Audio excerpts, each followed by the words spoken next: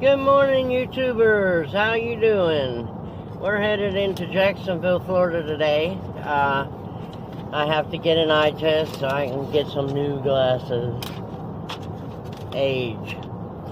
Today I wanted to talk to you about something because we have been hearing a lot about people who purchase RVs, usually older RVs that are 10 years or older, and they can't seem to get a place to park their RVs in an RV campground. From what I understand is if the RV is 10 years or older, most campgrounds will not let you park there. And I guess that explains why a lot of people with older RVs do boondocking and Walmart parking and truck stop parking. But you know what? I know there's a lot of people that do that by choice, which I don't blame them, because some of the fees in the RV parks are totally ridiculous, especially in Florida. But I came up with some points that I wanted to make about that, because I think that's kind of crappy, because unless it's your choice to boondock, if you're a business, I think you should let people park there unless they turn out to be troublemakers, undesirables, and by undesirables I mean getting loud, getting drunk, causing trouble, whatever. But what I came up with was a couple of points here. So let me share them with you. Point number one was not everyone can buy a nice, shiny new RV, or even one that's a few years old. And that's true. A lot of people don't have the credit. They don't have the money to put down. They don't have the money to spare each month to make a payment. I know we certainly don't have enough money to take on an extra payment right now, you know. So really it could be even an older RV, but you know what I'm saying. I mean, not everybody is going to own that shiny new 36-foot or 40-foot or whatever. The second point I made was that most campgrounds do discriminate against RVs that are 10 years old or older. And they do that. And most of the time it's because the people who are there with the new shiny RVs don't want that around, because they stereotype people by thinking that they're bad people because they can't afford a new shiny RV. Now, granted, there are some people that live in some junk trailers that, you know, they're probably people who are drinkers and what have you, but not everybody is. So they shouldn't stereotype like that. I think it should be on a individual basis. Most RVers with older mobile homes do boondock, sometimes out of choice, of course, but a lot of times out of necessity. A lot of people can't afford or don't want to pay the fees that campgrounds charge, and I don't blame them at all for that. But again, I think it should be the person's choice whether they want to boondock or I don't know what happened to my screen. It might be the sun, guys. Sorry. Let's see. Ooh, hold on. Sorry about that, guys. Okay. Anywho. Where was I? Yeah, there's a lot of people that, you know, have older RVs and they choose to boondock, and I don't blame them. You know, I would too.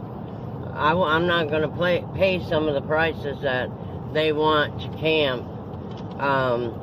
There are some cheap camps, and then there's some that are very expensive, you know. And that's everybody's choice. Everybody, you know, can afford different things or chooses to do different things. Let's see. I realize that some RVs do look run down. they're rusted, they haven't been cared for on the outside at least. We don't know about the inside because we don't live with the people.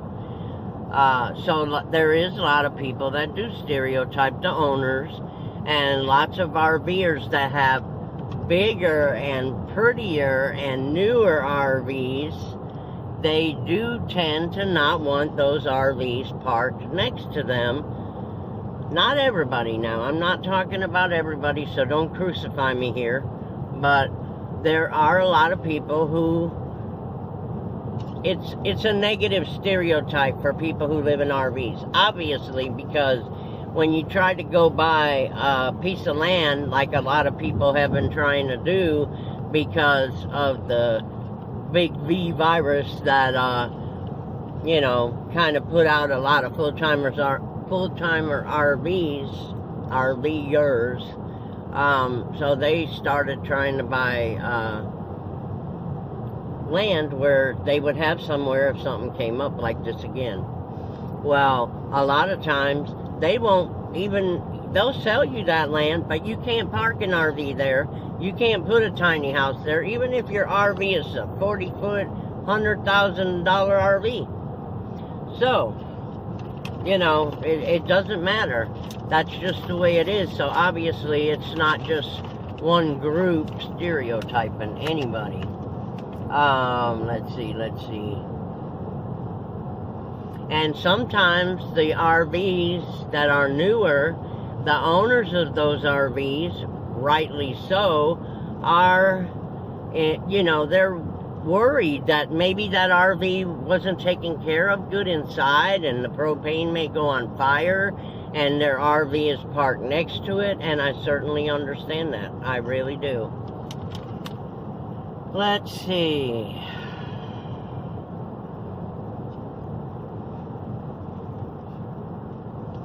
But you know what, guys? There's a lot of newer RVs that I see that have a lot of dangerous things happen to, and some of them still go on fire. Whether it's old or new, if you're not maintaining them, it can happen. It's just a thing. You can be parked next to somebody who has a better RV than you do, and that RV can go on fire. We see it all the time on YouTube. So, you know, everybody needs to take care of their RVs, and sometimes that's hard to do for people who don't have as much money as the other person. So they try to do what they can, but as far as propane and stuff like that, that's something that really needs to be taken care of, or not used, one of the two. So my theory was that most people with RVs over 10 years old are not allowed to park in most of the RV campgrounds.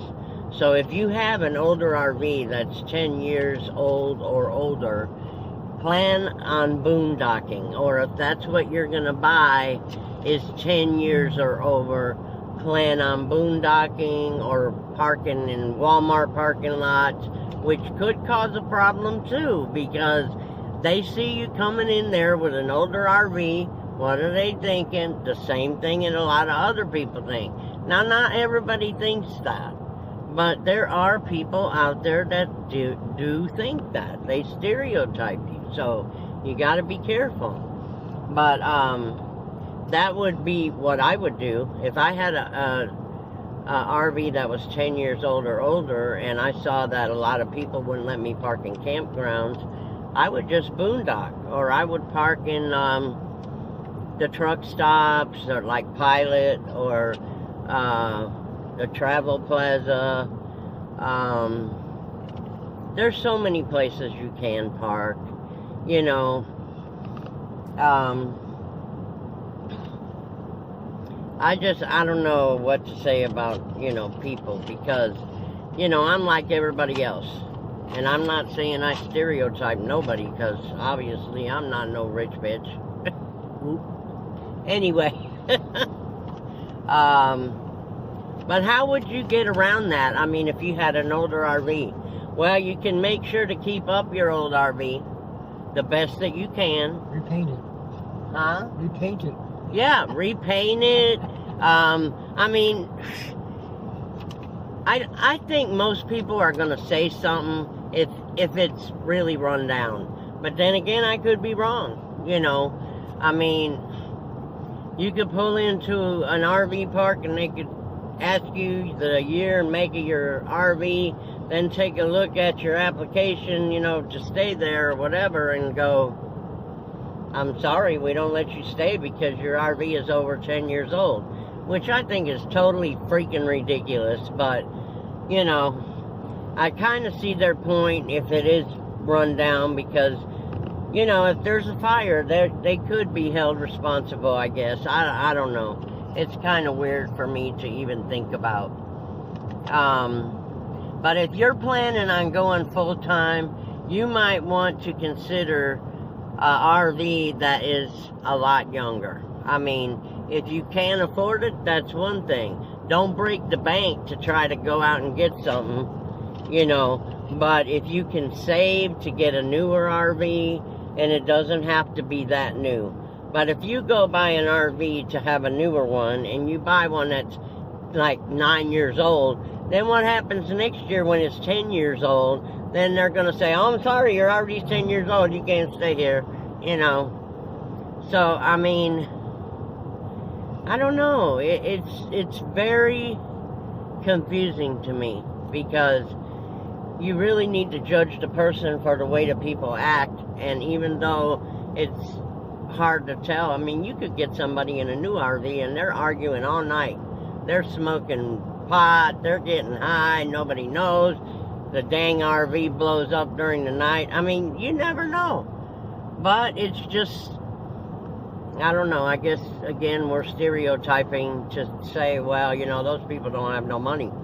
And they don't have, obviously, because they got this old RV, and it's older than 10 years old. And, you know, it might blow up next to my 2020. Then you have people who really don't care. You know, they're like, no, that's not going to happen. You know, or, well, you know, let's judge the people for the way they act, the way they are. But I'm just giving you things to think about if you're going to go buy an RV and you're like us, looking for a used one. There's a lot of people that like to boondock, but there's a lot of people that are afraid to boondock, especially if it's a woman going alone. I'm sure there's even guys that are afraid to be alone boondocking, but they don't say nothing. A lot of people have protection that go boondocking, which I think is awesome, and I think it's important. But yeah, tell me what your thoughts are on that. I'd really like to know. I mean, I'll even do a comment call on it on YouTube. Let me know in the comments what you feel about that. I mean, I don't want no nasty comments. I'll just delete them. But I just want some input on that. How y'all feel about that? Because I didn't even think about that when we had Aroma, which is the 87 RV we just sold.